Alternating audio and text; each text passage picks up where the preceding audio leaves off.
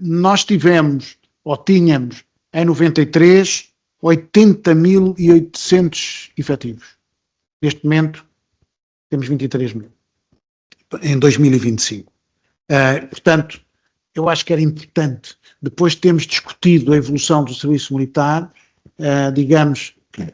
todos os condicionamentos políticos, económicos, sociais, demográficos, que levaram a determinadas decisões ao longo da história, desde a fundação até hoje de manhã, até ao final da guerra. Acho que era importante ouvirmos agora a experiência destes anos, marcante para todos nós. E eu ia começar por uma primeira questão. Eu vou passar a mesa e vamos fazer duas questões a rodar e depois passarei então para aí, para o vosso lado, para colocarem as questões que entenderem adequadas. A primeira questão, e que peço na primeira ronda, já agora que o Sr. General Valença Pinto vai começar primeiro a experiência neste período de transição, a experiência como chefe militar, que depois de ter estado aqui a ouvir uma palestra, uma reunião, o meu general também esteve naquela que teve lugar aqui, era diretor do general Chito Rodrigues, estivemos aqui com o Sr. Ministro, em que a decisão dos militares foi exatamente cuidado, acabar com a SMO vai ser complicado.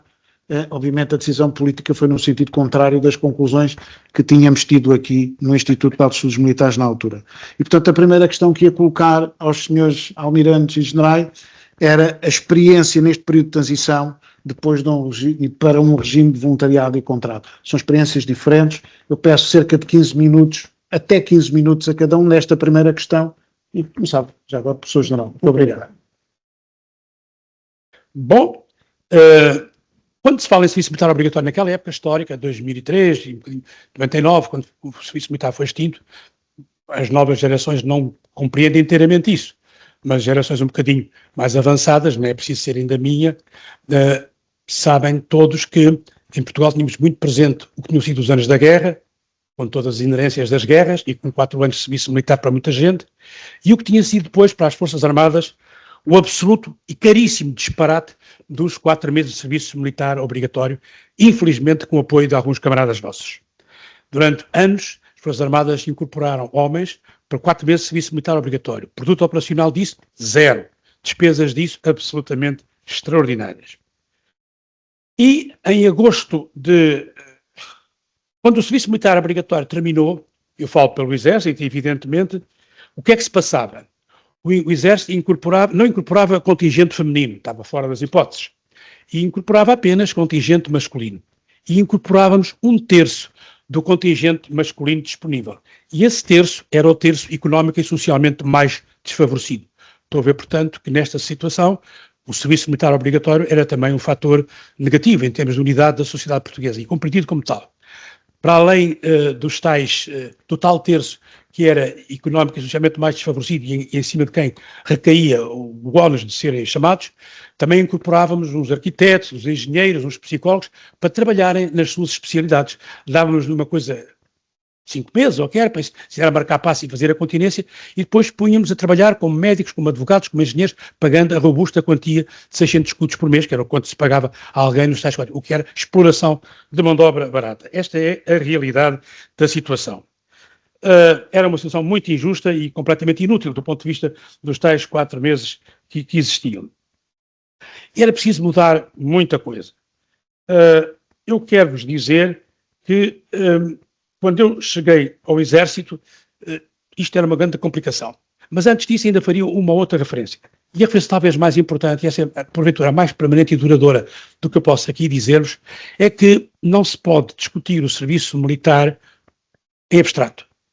O serviço militar tem que ser ponderado e discutido como se quiser, aqui neste contexto académico pode ser perfeitamente em abstrato, mas quando é para tomar a decisão, quando os órgãos políticos e institucionais têm que tomar a decisão, isso não pode ser por concepção intelectual. Tem que atender aos condicionamentos políticos, psicológicos, económicos, sociais e militares de cada país. E é por isso que é muito interessante que estudemos os modelos dos outros, mas é por isso que é um rematado disparate pretender incorporar ipsis verbis e diretamente qualquer modelo de uma outra nação. Em agosto de 2003, calhou-me na roda do acaso ser nomeado chefe de Estado-Maior do Exército.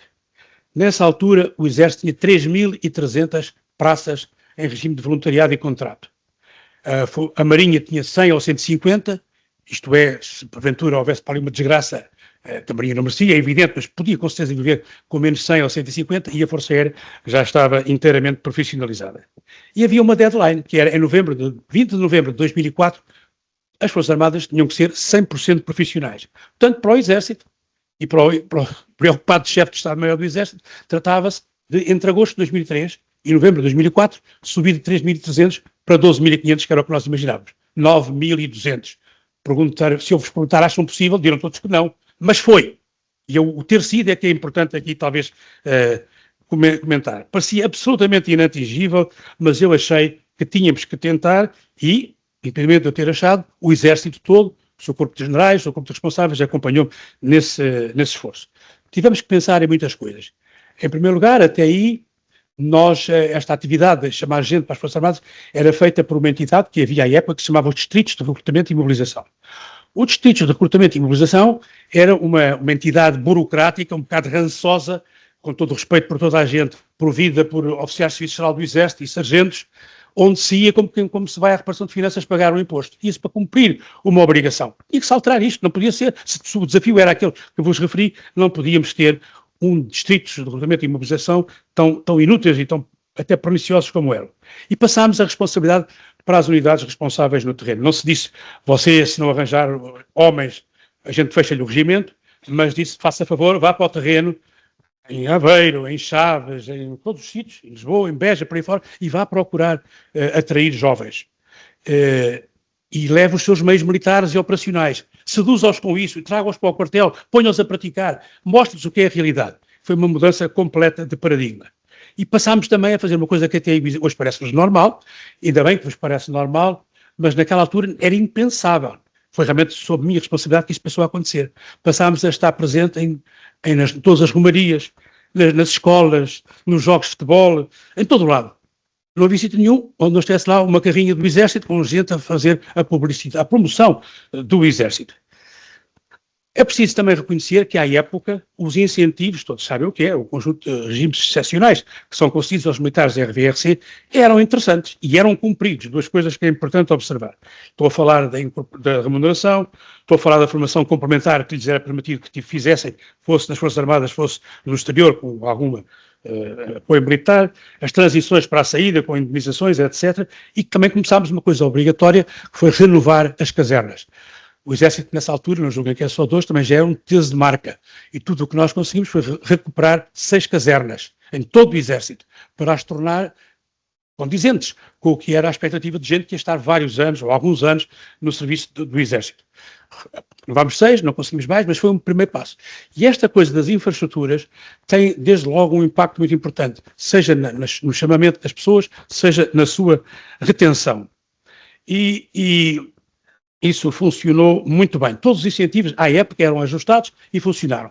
Só nunca conseguimos, e digo-vos isto, não por revanche contra ninguém, mas porque é verdade, e na altura preocupou-nos tremendamente, só não conseguimos alguma coisa que nos parecia muito importante, que era um exclusivo, ou pelo menos uma preferência manifesta na admissão à Guarda Nacional Republicana. Isso nunca foi conseguido.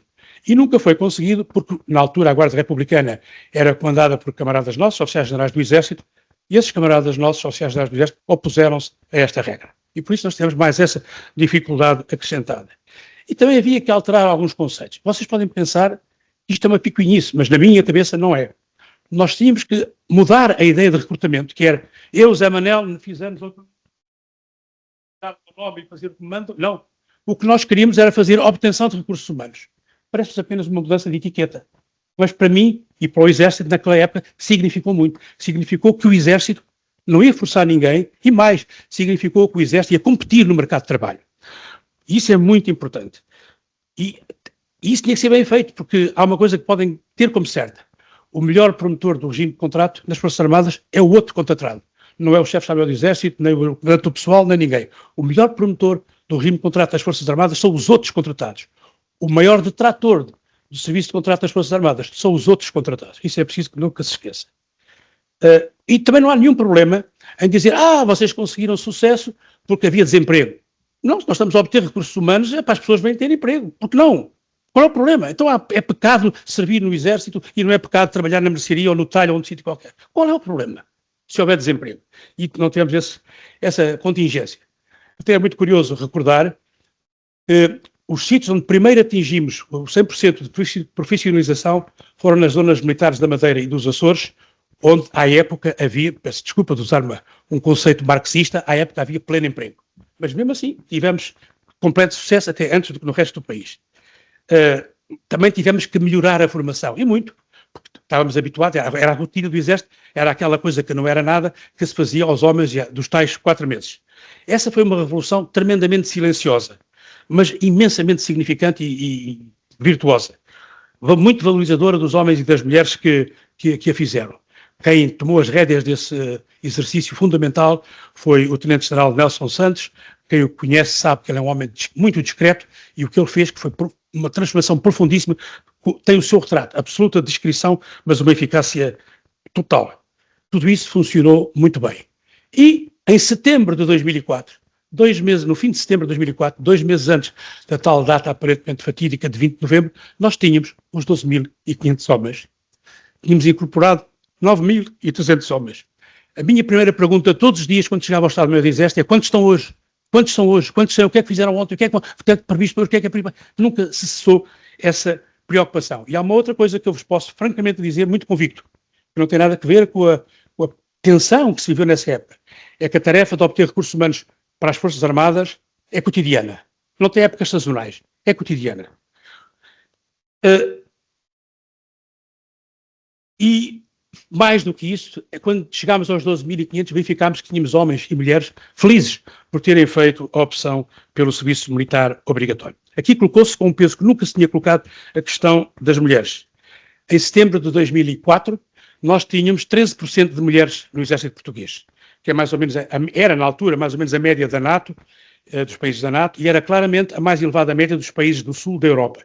E isso é importante, porque o serviço militar feminino, sobretudo naquela época, agora já passaram muitos tempos e as coisas são diferentes, era muito condicionado por fatores culturais, as raparigas não podiam fazer isto, fatores sociais, religiosos, mas o único sítio onde foi difícil foi nos Açores, um bocadinho mais difícil, foi nos Açores e na Madeira. No resto tudo passou-se lindamente.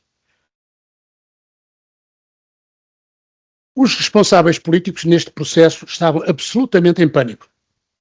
Não tinham o compromisso político de chegar à profissionalização, sabiam, aliás, que o disparate imprudente que tinha sido decidido em 1999 tinha sido resultado da pressão das juventudes partidárias, designadamente da JSD e da Juventude Socialista, e estavam em pânico que nós não conseguíssemos. Era um governo PSD e o Ministro da Defesa era alguém do CDS. E por 3 vezes esses responsáveis políticos, sabendo que o problema era connosco, exército, nos outros lados não havia essa questão, disseram: Senhor General, esteja à vontade, proponha uma lei em que as pessoas vêm, servem 2 anos, 3 anos e ficam com a nacionalidade portuguesa. E eu recusei terminantemente dar esse passo, porque recusei absolutamente, em tese profunda, que não era legítimo para mim alinhar num processo que alterasse o caráter nacional das Forças Armadas. E também porque pensei, e continuo sempre a pensar, que a nacionalidade não se vende nem se troca. Pode-se conceder, mas não se vende nem se troca. Isso não quer dizer, e é uma coisa bem diversa, que nesta época nós não tínhamos feito, quando eu vos disse que íamos às romarias, aos jogos de futebol, aqui, ali e acolá, íamos muito aos bairros das periferias urbanas, sobretudo Lisboa e Porto, para falar a quem? A jovens, filhos de gente imigrante, mas já de segunda geração, nascidos cá, portugueses como nós. Aí sim fizemos uma grande pastoral, se me permitem a expressão, e muitos responderam positivamente. Eu mais tarde vi, quando fui calcorriei muitos teatros de operações por esse mundo fora, os casos da Espanha, que tem este modelo de dar a nacionalidade dar a troco de serviço militar. Fundamentalmente, quem é que lá está? Ou lá estava, eu já sei há uns anos, como sabem, salvadoranhos, hondurenhos e guatemaltecos, dos 3 mais pobres e infelizes países da América Latina. Eram essa gente e depois eram os quadros espanhóis, naturais, legítimos. Aquilo não funcionava bem. E também os holandeses tinham o mesmo sistema com gente do Suriname. Nunca conseguiram convencer os indonésios, mas conseguiram os do Suriname, também América Latina, como sabem, ou do mesmo espaço geopolítico, e também aquilo não funcionava. É facto, e eu não respondo isso, que as forças nacionais destacadas, que à época eram muito expressivas, tínhamos a Bósnia, tínhamos o Kosovo, tínhamos o Afeganistão, tínhamos Timor-Leste, tínhamos uns milhares de homens em armas por esse mundo fora, foi um fator atrativo, evidentemente, pela paga, pelo desafio, por essas coisas todas. Mas é muito interessante. Fazíamos muitos inquéritos porque precisávamos de medir o pulso à situação. E tudo aqui, as pessoas podem ser muito disfarçadas e dissimuladas na expressão das suas opiniões, mas garanto-vos que 90% das pessoas que respondiam ao inquérito, quando inquiridas por que é que você quis servir no Exército, diziam para servir o meu país e os meus cidadãos. É extraordinário, mas foi assim mesmo. Entretanto, os incentivos desvalorizaram-se tremendamente, como sabemos, não foram cumpridos e caímos na situação grave em que estivemos e ainda estamos hoje em dia. Porque, obviamente, os responsáveis políticos não seguiram aquele princípio de obtenção de recursos humanos para as Forças Armadas se trata todos os dias. Não o fizeram e nós vivemos 15 anos de negligência política. A seguir à minha saída, não tem nada a ver comigo. Esta parte já não tem nada a ver comigo. Foi a seguir à Troika. A Troika chegou cá, disse uns disparates que o governo português comprou, ainda de forma mais disparatada e irresponsável, e caímos na situação em que estamos hoje, aparentemente a tentar sair, e poderemos falar nisso noutra altura. Para terminar, e para não vos deixar apenas estas notas de tanta força e de alguma emoção de recordação do passado, conto-vos uma história muito portuguesa, muito curiosa e muito ridícula ao mesmo tempo que aconteceu. Quando estávamos no meio deste processo, detectámos que havia 2 soldados que estavam a cumprir penas no Presídio Militar de Tomar, penas essas que só acabavam em 2006. Bom, como é que é? Um tipo não pode ser serviço militar obrigatório e está preso. Já não há serviço militar obrigatório, não podia lá estar. Também nesse seguinte, você tem mais 2 anos para cumprir, ora assina aqui o contrato. Também ninguém estava disponível para fazer uma coisa dessas. Obviamente o que era preciso era arranjar um quadro legislativo que transformasse as penas que eles estavam a cumprir no Presídio Militar de Tomar em penas cumpríveis nas prisões civis, em termos de modalidade de pena e tempo de pena. Falámos nisso, desde dezembro de 2003, foi quando pela primeira vez nos apercebemos disso. Nunca ninguém ligou a esta coisa de lana caprina. E quando chegou a novembro de 2004, é mentira se dissermos que nessa altura terminou o serviço militar obrigatório, porque continuámos até janeiro de 2005 com 2 tipos presos no Presídio Militar de Tomar. Só em janeiro de 2005 é que saiu a legislação que corrigiu isto. Como é que se passou esses 2 meses? Eu nem quis saber. Eu só quis que isso terminasse e que eles fossem à sua vida, foram para prisões civis, com equivalências de penas, e foi assim que se passou. Vale a pena lutar pelo nosso pessoal. Muito obrigado, meus camaradas.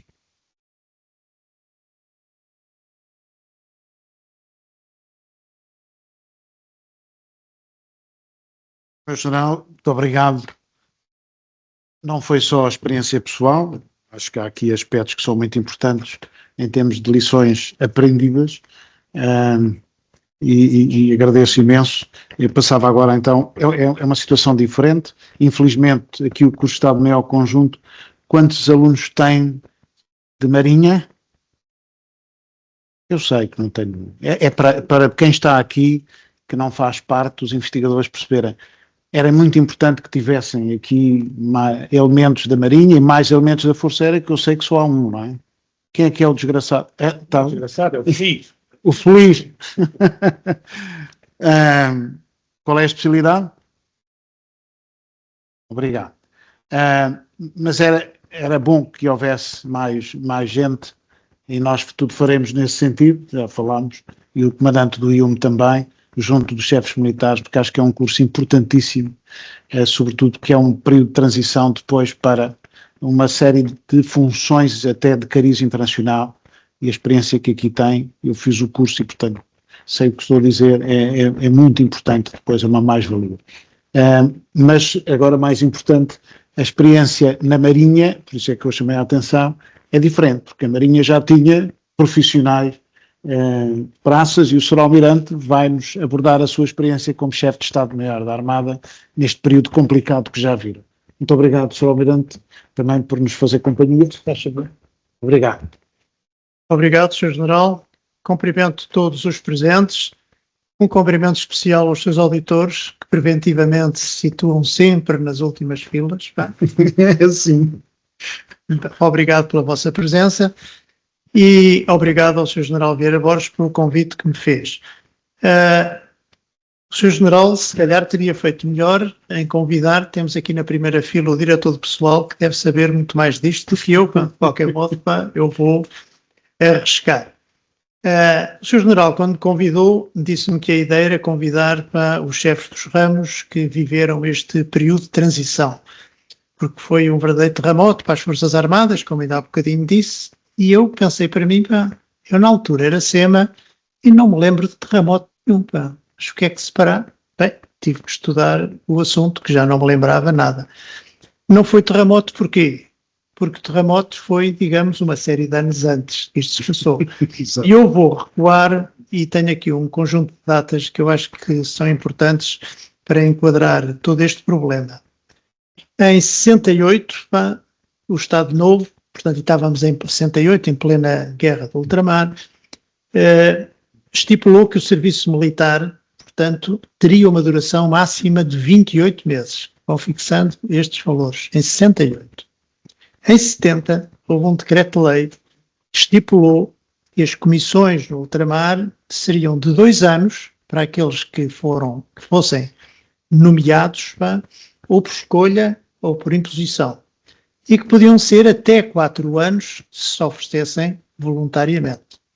Ora bem, o SMO foi essencial para a guerra do ultramar. Só para terem uma ideia, em 69, portanto próximo desta data, mais ou menos a meio, a Marinha chegou a ter, nos 3 teatros de operações, 5.263 homens. Isto aproxima-se muito dos números que hoje em dia temos na Marinha. Vejam bem, estavam todos nos 3 teatros de operações. E estes 2 anos de serviço militar obrigatório eram um bocado fictícios, porque reparem, se as pequenas unidades eram rendidas homem a homem, mais tarde, quando a Força Aérea adquiriu, digamos, aquelas 2.707, as rendições eram pessoa a pessoa.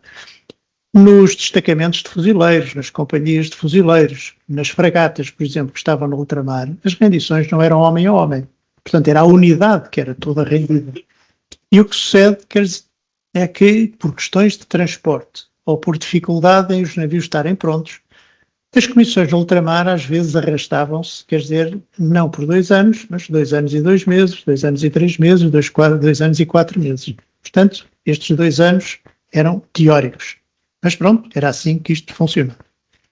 Ora bem, entretanto, apareceu o 25 de Abril e em 76 houve um decreto-lei em que estipulou que a duração do serviço militar obrigatório passou a ser de 15 meses para o Exército e 24 meses para as praças da Armada.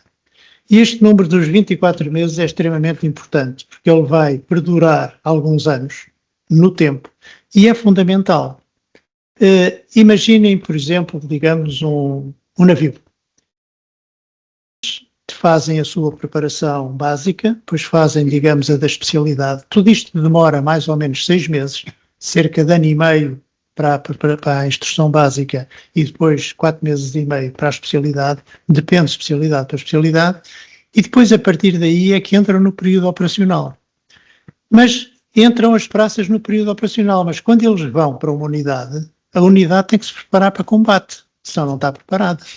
Portanto, a certa altura tem que fazer exercícios. Vejam, por exemplo, o caso de uma fragata, em que ela treina em Portugal e faz um conjunto de treinos intensivos que duram meses, e depois as unidades que depois são atribuídas, por exemplo, à NATO, vão para a Inglaterra, estão mais não sei quantos meses em Inglaterra a treinar com outras unidades para ficarem absolutamente prontas para integrarem forças operacionais.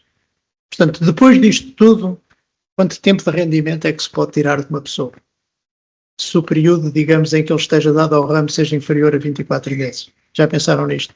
Portanto, 24 meses é um bocado um número mágico que, quando se desce abaixo dele, percebe perfeitamente, digamos, que não serve. Aliás, o Sr. General disse, quando foi para 4 meses, aspecto operacional, 0. Para a Marinha, digamos, os 24 meses são um número um bocado mágico. Ora bem, portanto, lembrem-se, 15 meses no Exército, 24 meses para a Marinha. E isto vigorou durante mais de 12 anos, este regime. Pronto, e a Marinha foi vivendo com ele, e não digo que estivesse extremamente satisfeita, mas era utilizável. Pronto. Em 97, portanto, reparem bem, já 14 anos, 1987, 14 anos depois do 25 de Abril, mantiveram-se os 24 meses, mas houve uma novidade. Foi aberto o regime de voluntariado e de contrato. Qual era este regime? Eram 2 anos para o regime de voluntariado e de 3 a 6 para o regime de contrato.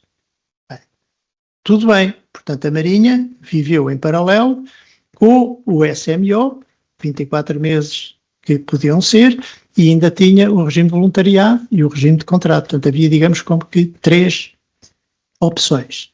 Agora, o primeiro desastre, chamemos-lhe assim, começou em 91. Portanto, reparem que quando falamos do fim do CEN em 2004, mas isto começou antes, 91.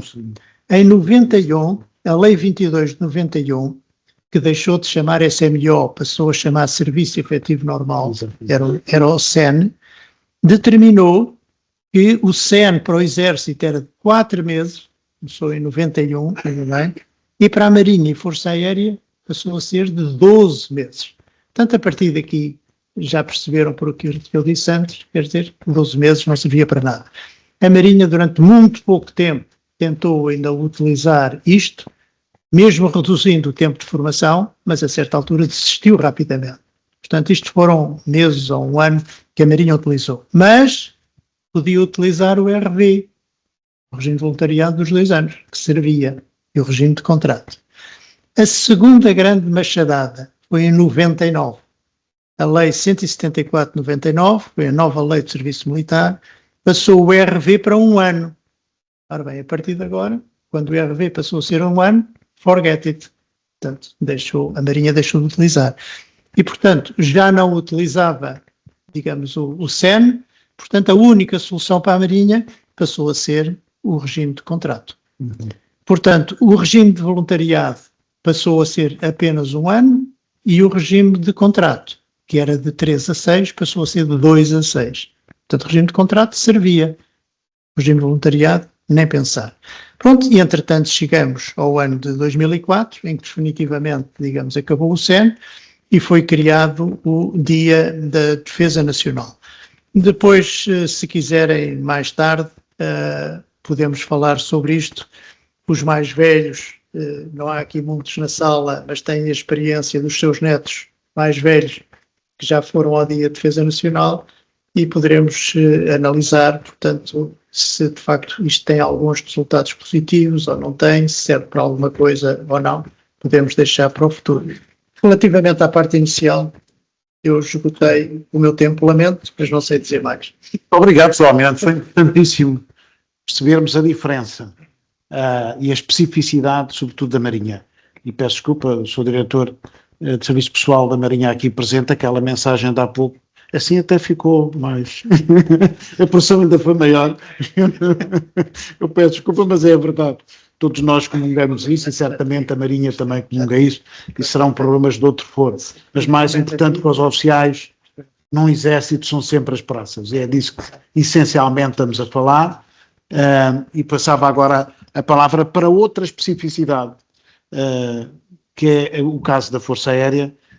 O Sr. Tenente-General trabalhou, e de que maneira, e eu sei, com o chefe de Estado-Maior, na altura, da Força Aérea, e, portanto, tinha todos esses elementos, e daí a sua estimada presença. Muito obrigado, meu General. Faz favor.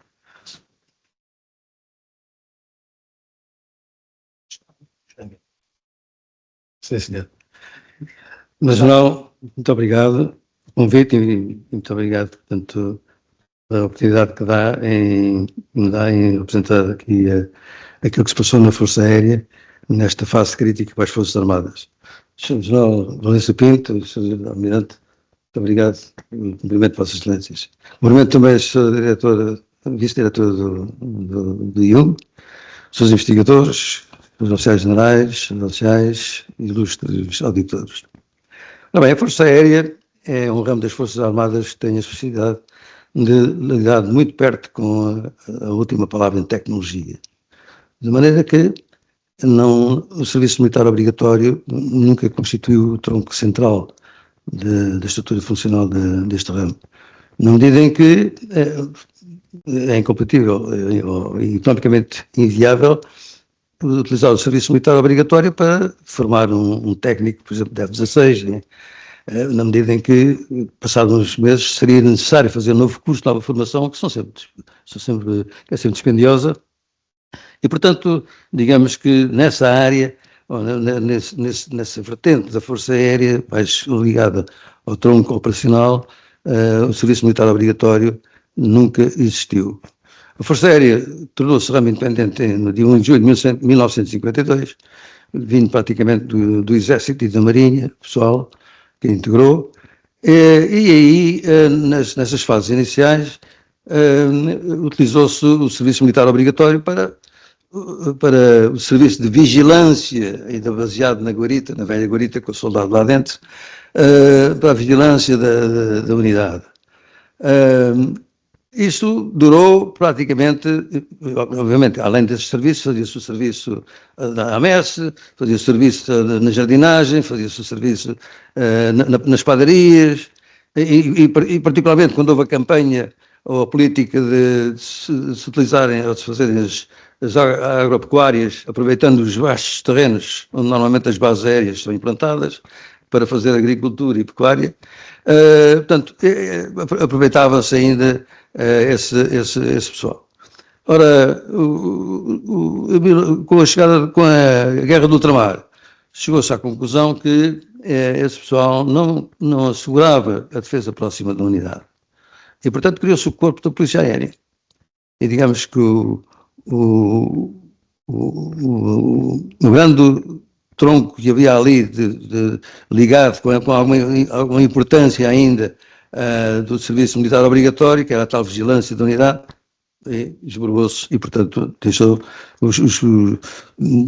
isto acontece nos anos 60, 64, em Angola, as primeiras unidades da Polícia Aérea, em Moçambique e Guiné, e depois, até ao serviço militar obrigatório, ainda tivemos algum pessoal do serviço militar, até a extinção do serviço militar obrigatório, até os anos 2000, ainda tive alguns em 92, quando comandei Montreal, e depois praticamente distinguiu-se com a utilização desse pessoal.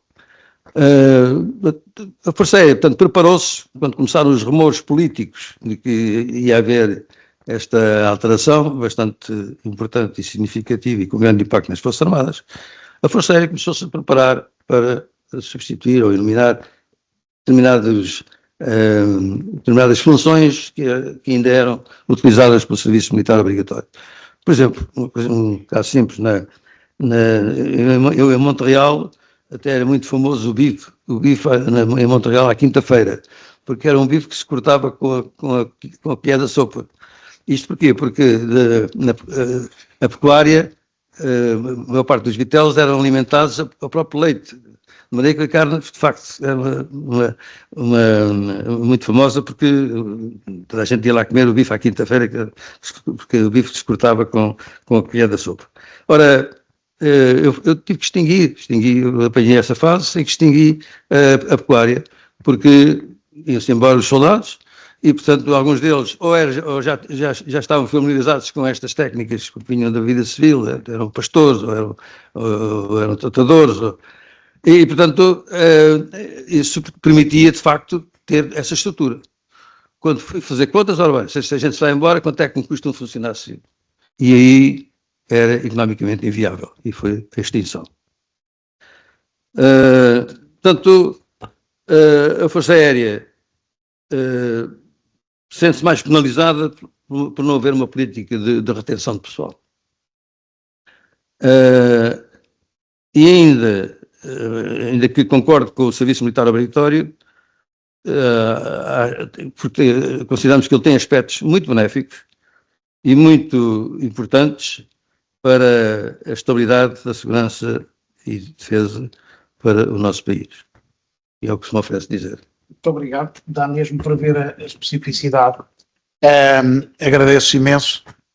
Eu passava a uma segunda questão e depois, então, como disse há pouco, passava ao público. A segunda questão é fazer previsão em vida nossa que é sempre complicado, mas aqui é uma previsão sustentada de uma experiência, de um acompanhamento daquilo que se vem passando nos últimos anos, na sequência, inclusivamente, das 6 medidas que foram tomadas o ano passado e, como saberão os presentes, que pelo menos controlou a retenção, que estava a referir agora o Sr. General, Gisela Cardoso, mas também de um aumento ainda muito pouco substantivo e, portanto, face ao cenário atual, a minha questão era, da experiência de Vossas Excelências, que ideias, digamos, ou que sugestões poderão fazer para o futuro próximo, tendo em conta todo este enquadramento até de política internacional, quer a nível interno. Fazemos a mesma sequência. Sr. General, faz favor. Muito obrigado. Bom, aqui lembro-me logo do João Pinto, não é? Prognósticos só no fim do jogo e, portanto, é sempre muito difícil ponderar sobre isto. Mas algumas coisas podem ser ditas. Realmente, agora no ano passado, salvo eu, foi no ano passado, não foi? Foram tomadas várias medidas que permitiram alterar a cara das coisas. Mas as medidas foram válidas o ano passado, porventura são válidas este ano. Mas não sei qual é a garantia que elas têm, se não houver uma atenção permanente e continuada sobre o seu valor e a sua validade no contexto da sociedade, como é que serão daqui a 2 ou 3 anos e podemos cair naquele ponto em que estávamos há 2 anos atrás, com incentivos que não valiam nada, que não eram minimamente atrativos. Portanto, a primeira questão é preciso dar um acompanhamento permanente aos incentivos ao serviço nas Forças Armadas e esse acompanhamento deve-se implicar pôr esses incentivos em paralelo com a sociedade civil. É tal disputa tranquila pela obtenção de recursos humanos que eu vos referi. Há uma coisa, ou 2 coisas, que eu acho que vão ter que ser pensadas em futuro próximo. Nós hoje temos nas Forças Armadas Portuguesas, estou a falar de praças, que é certamente o grosso do problema, temos em todos os ramos quadro permanente de praças. Quando eu tive responsabilidades, só havia na Marinha, não havia no Exército, nem havia na Força Aérea. Depois temos o regime do contrato de voluntariado, sendo que há um regime de contrato longo, são mais anos do que o habitual. Ora, o que a mim me faz um pouco de confusão é que nada disto faz sistema.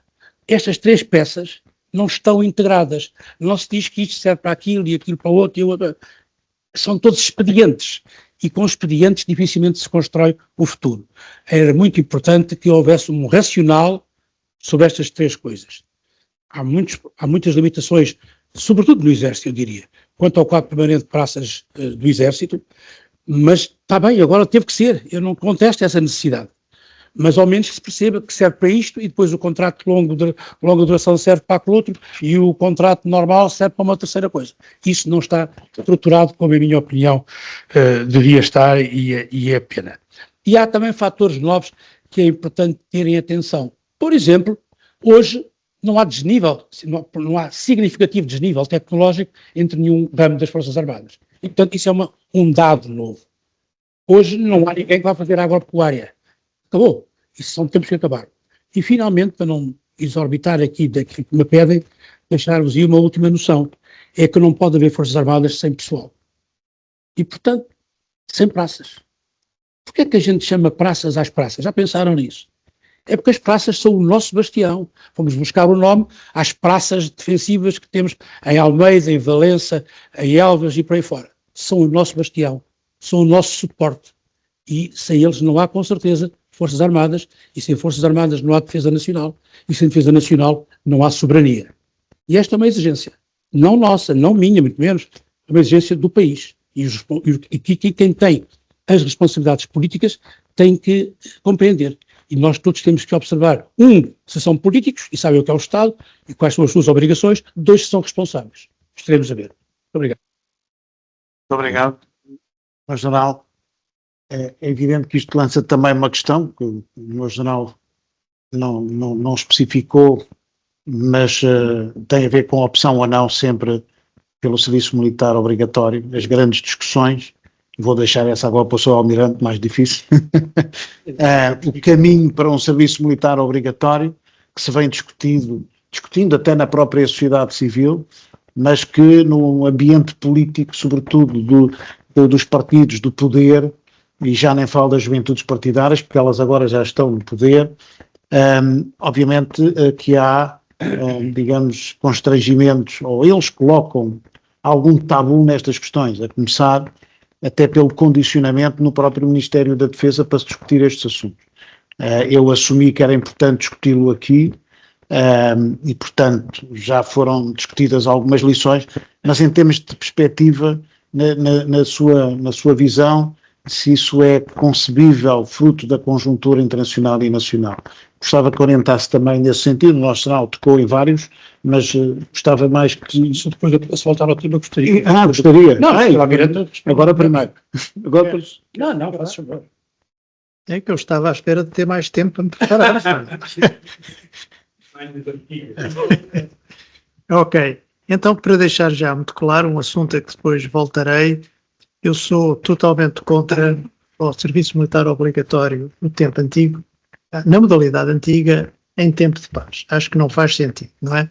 Tudo o que seja coercivo, cheira a autocracia e a certa altura cria imediatamente rejeição. Isso é uma questão de princípio. Agora, como é que vamos resolver este assunto? E mais uma vez, eu vou tentar enquadrar a questão. Tirando, digamos, o caso da Ucrânia, nós sabemos que não há guerra na Europa, mas também não há paz, como já alguém disse. Aliás, a guerra híbrida já se faz sentir, digamos, numa série de países. Os países que estão mais próximos da Ucrânia, os Bálticos, Noruega, Suécia, Finlândia, a Alemanha, a Polónia, em regimes diferentes, mas já voltaram todos, digamos, à conscrição. Em modalidades totalmente diferentes. Uns tentam voluntariado, se não chegam depois a certa altura, avança a conscrição.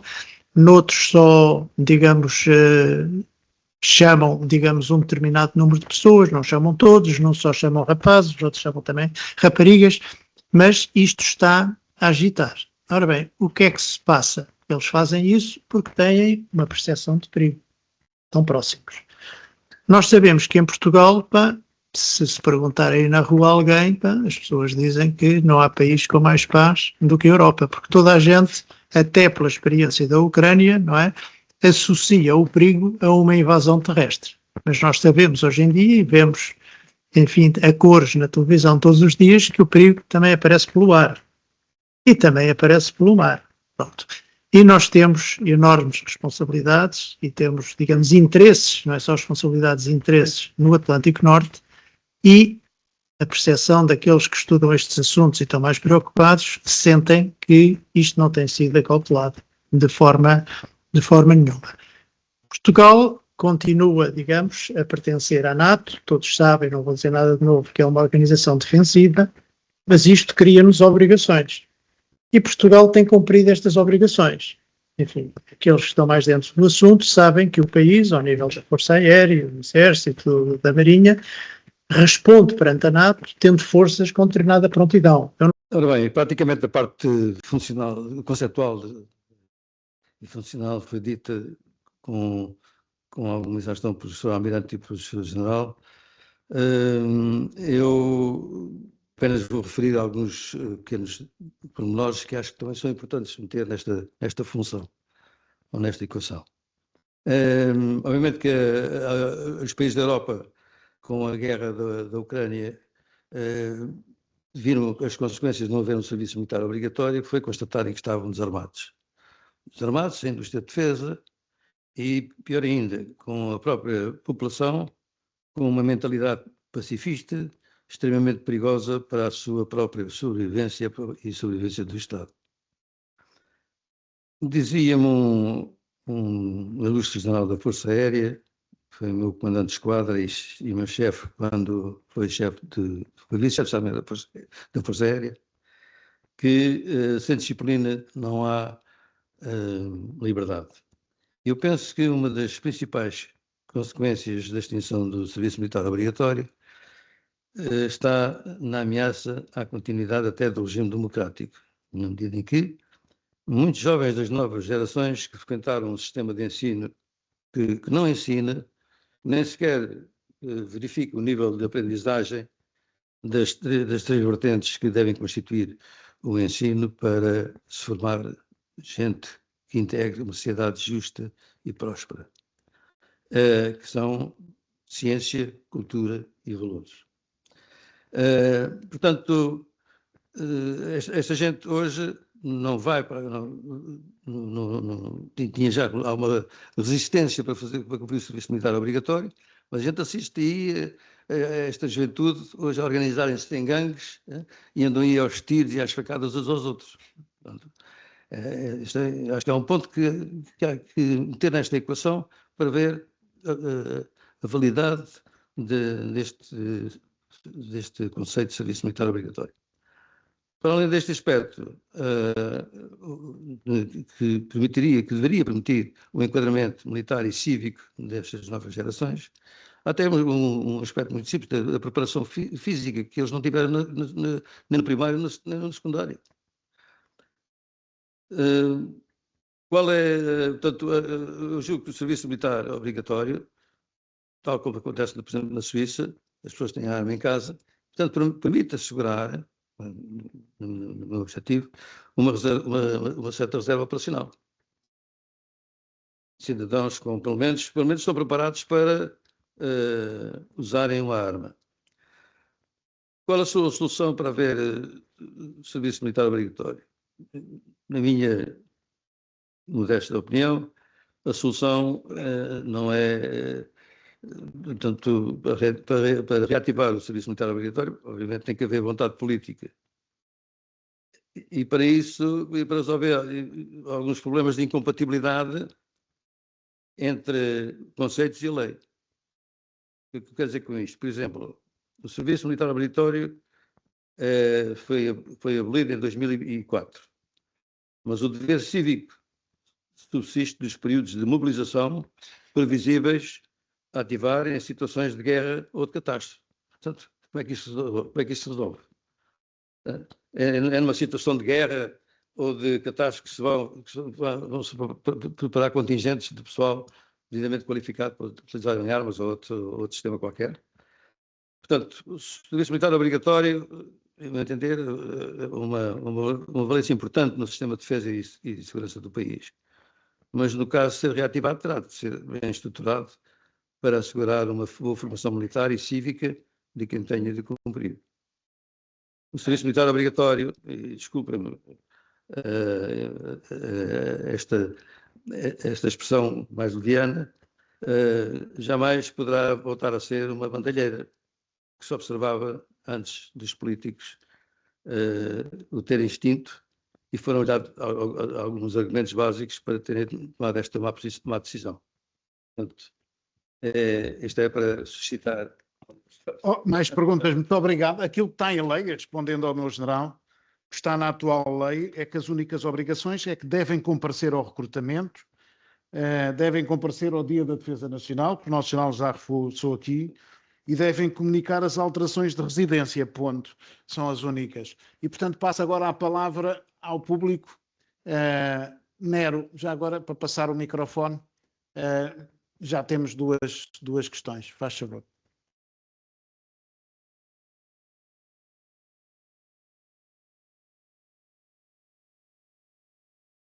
Boa tarde, Srs. Oficiais Generais. Eu concordo inteiramente com as vossas posições. Eu fui voluntário, fui militar à força. A grande questão que se coloca neste momento no mundo ocidental é como é que nós vamos ter forças armadas profissionais com os equipamentos caríssimos que neste momento existem. Isto é, será possível a qualquer Estado ter forças armadas modernas e, ao mesmo tempo, pessoal bem pago? A primeira questão. A outra questão que eu acho é que, ultimamente, em Portugal e por essa Europa fora, não há não há um chamamento nacional à função das Forças Armadas. Eu estive há 15 dias em Viseu, estava com a minha mulher na pousada, e por acaso fui visitar a exposição do Exército que havia em Viseu, e praticamente quem é que estava a visitar a exposição? Militares de outras unidades. Eu quis, por exemplo, uma informação sobre uma viatura que lá estava, e dirigi-me a um militar que lá estava e perguntei-lhe: mas eu não sou daqui, eu sou cozinheiro de uma unidade não sei de onde. Portanto, nós temos que ver qual é efetivamente a capacidade económica do nosso país ou de qualquer país da NATO tem neste momento para ter capacidade económica para ter armamento sofisticado, que sem armamento sofisticado não há defesa, ter reservas de guerra mínimas. Vejam o que aconteceu no primeiro dia da campanha aérea do Irão contra Israel. Israel gastou 1.000 milhões de euros numa noite com mísseis e, portanto, como é possível conciliar termos militares pagos como deve ser, porque a função militar não é a função do magistrado ou do polícia ou de um escriturário, é uma função de 24 horas. Como é que vamos fazer isto? E aí concordo com Vossas Excelências, como é que podemos chamar a nossa juventude, que hoje gosta de ter as 7 horas de trabalho, depois vai tomar uns copos, vai ver o Benfica ou vai ver o Sporting, vai ver as novas exposições sobre equipamento de eletrónica. Como é que esta juventude pode ser encaminhada para as Forças Armadas a ganhar pouco e sem equipamentos modernos que os atraiam para ser bons profissionais na área da defesa?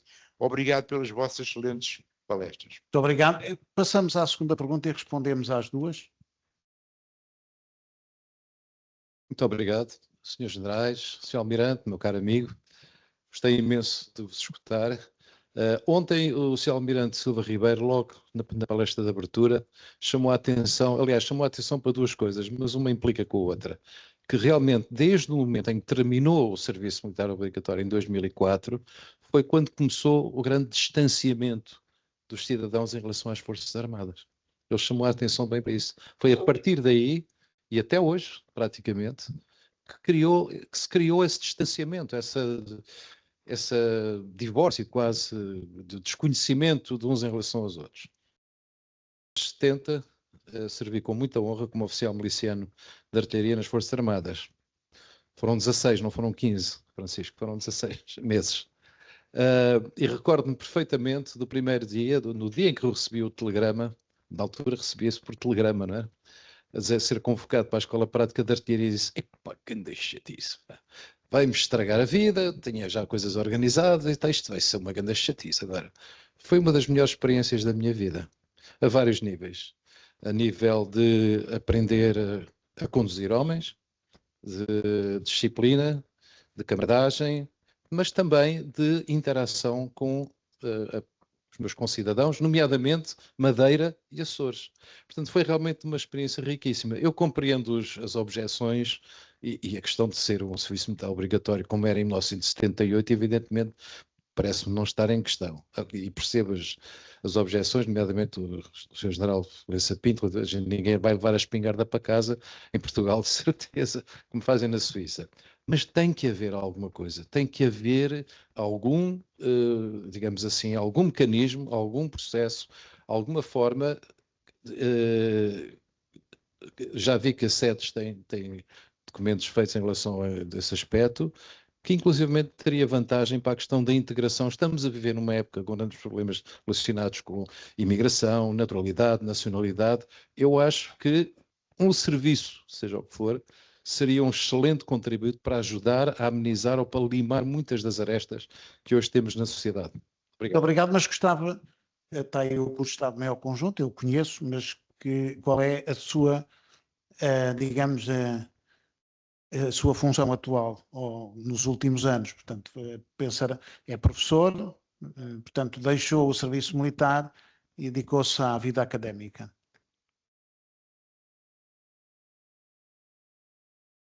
Muito obrigado. A última pergunta, e fechamos por aqui.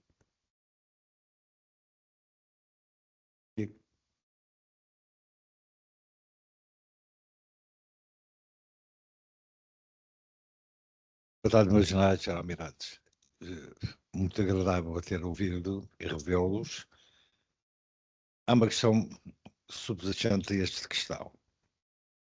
Roma Antiga, temos que voltar milhares de anos, tinha um serviço militar estruturado, muito bem vincado, faziam 25 anos de serviço, ao fim de 25 anos recebiam uma recompensa, chamavam a lager, um terreno, e estabeleciam tinham de dinheiro para fazer uma nova vida. Quando era a população não romana, e é onde eu vou chegar à questão,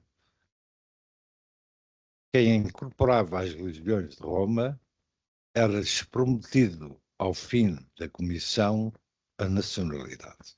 E cá estamos no problema atual. É uma questão fraturante, as Forças Armadas não conseguem estimular as novas gerações, não há motivação para a guerra, apesar da guerra existir. Lembro que há 2 anos, quando começou a guerra da Ucrânia, numa intervenção na rua, uma sondagem à população, em que falavam o que é que achavam da guerra, e eles respondiam: nem vale a pena voltar a falar em guerras outra vez, e muito menos com a Rússia. Portugal, os Estados Unidos da América têm uma outra política.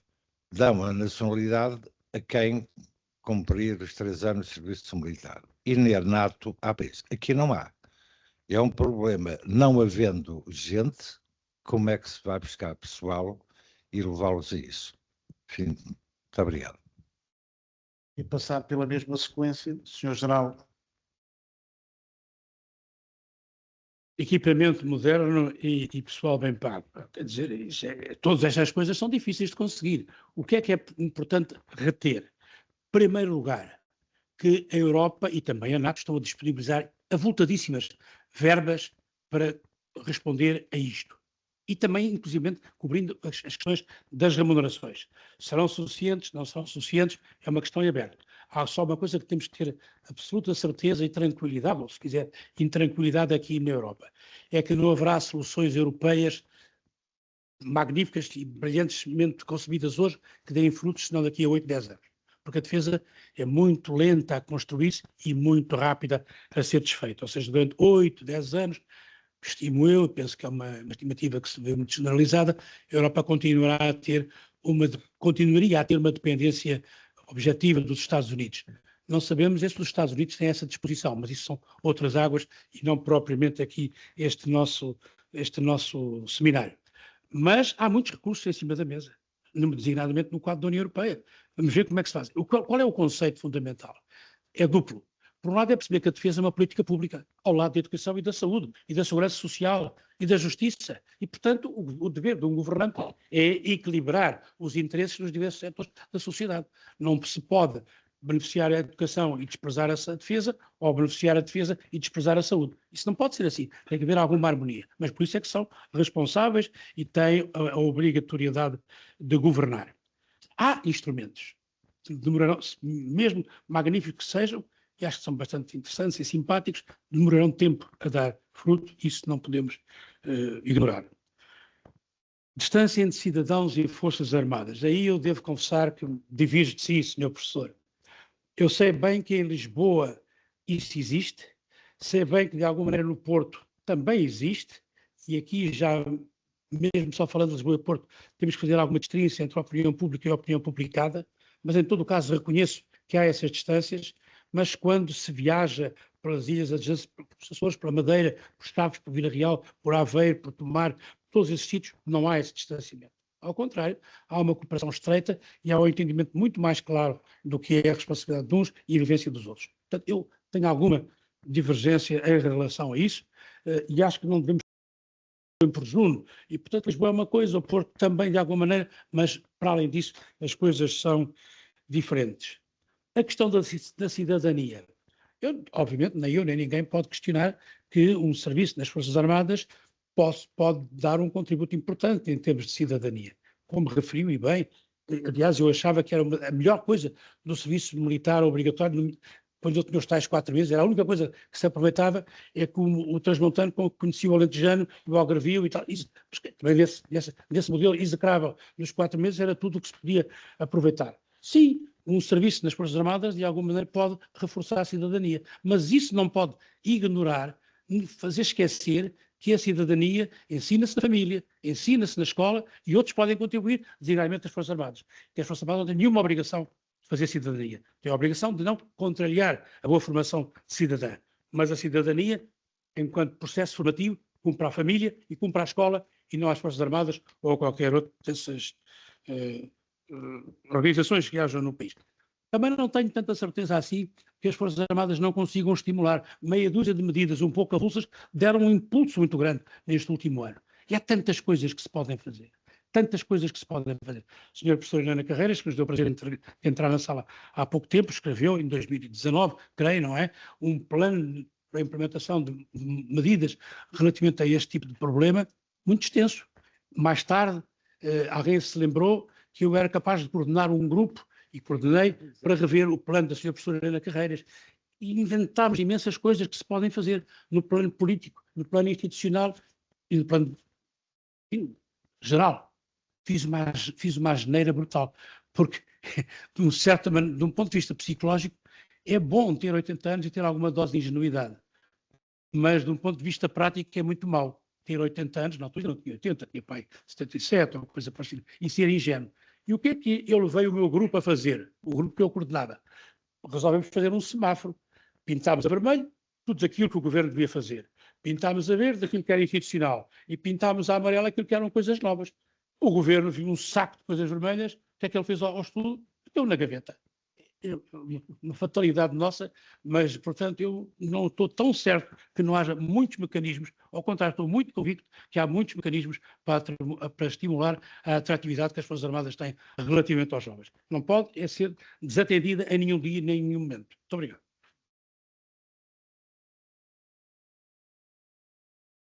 Em primeiro lugar, cumprimento a senhora professora. Bem-vinda. Tentando responder aqui às questões que foram colocadas. Forças Armadas modernas, militares bem pagos. Como é que isto é possível? Eu digo que possível é. Há países que conseguem. Reparem que na sequência de documentação na área da defesa nacional, eu ainda recordo isto, começa-se com o conceito estratégico de defesa nacional, depois publica-se o conceito estratégico de defesa, depois vêm as missões, depois o sistema de forças e depois o dispositivo. Julgo que disse tudo. Não, ainda me lembro disto. Já podes voltar ao repetir. ainda me lembro disto. Ora bem, tudo isto tinha que estar articulado.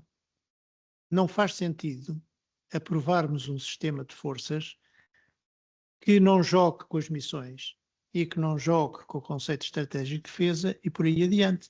E, por sua vez, que depois não haja na lei de programação militar a capacidade de manter este sistema de forças. Senão, então, estamos a brincar. Eu lembro-me de uma vez, no Conselho Superior de Defesa Nacional, era primeiro-ministro o Guterres, e lhe terem apresentado, digamos, o sistema de forças, e ele disse, bem, ninguém me disse quanto é que isto custa, eu vou aproveitar, depois logo se vê. Pois, assim não vamos lá. Pronto. Sabem como é que isto é feito, quer dizer, os militares dizem as suas necessidades. É articulado depois em conselho de chefes, digamos, se de facto aquilo faz sentido ou não. E depois, quando o Conselho de Chefes apresenta, digamos, ao Ministro da Defesa Nacional, o Ministro da Defesa Nacional o aprova ou não aprova. Se corta qualquer coisa, imediatamente está a assumir riscos. Portanto, isto funciona desta maneira. Se é aprovado, mas depois é para cumprir. O que sucede, quer dizer, é que a maior parte das vezes é aprovado e depois não se dotam, digamos, as leis para cumprir. Que é possível é. Isto ao nível de meios. E depois, militares bem pagos.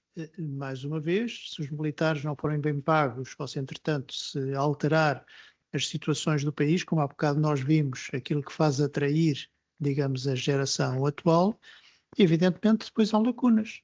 E até pode haver meios e não estão, digamos, não há militares suficientes para preencher. Ainda há dias ouvi o chefe de Estado-Maior da Armada dizer e retratar, digamos, a uma jornalista, a situação atual da Marinha tem 30% de faltas de meios e como é que ele tenta gerir isto, digamos, sem sacrificar em demasia, digamos, os militares. Porque hoje, eu lembro-me no meu tempo, digamos, quer dizer, quando se constituía a guarnição de uma unidade grande, aquilo era uma unidade, não era para depois andar a mexer nem a altar, e as pessoas tinham um amor extraordinário ao seu navio, era o seu navio que era melhor que a fragata do lado e muito melhor, digamos, que a outra, e toda a gente tinha um brilho extraordinário.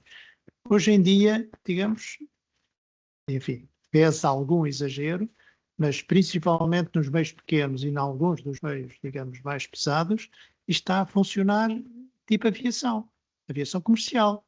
Portanto, chega uma fragata, pá, e destacam não sei quantos para a outra fragata poder ir para o mar. Isto passa-se assim. E depois, quer dizer, as pessoas admiram-se que as pessoas queiram sair, porque não aguentam o ritmo. Portanto, que é possível, é. Agora, é preciso é que isto tudo tenha um equilíbrio, não é? Que existem os meios e existem as guarnições necessárias para preencher os meios. Distanciamento dos cidadãos relativamente às Forças Armadas. Eu concordo que, de facto, a situação era totalmente diferente quando havia o serviço militar obrigatório, mas também fui muito claro em dizer que, de modo nenhum, concordo que se voltasse ao regime do serviço militar obrigatório, digamos, em tempo de paz. Acho que não faz sentido nenhum. Mas que se perdeu essa ligação, perdeu.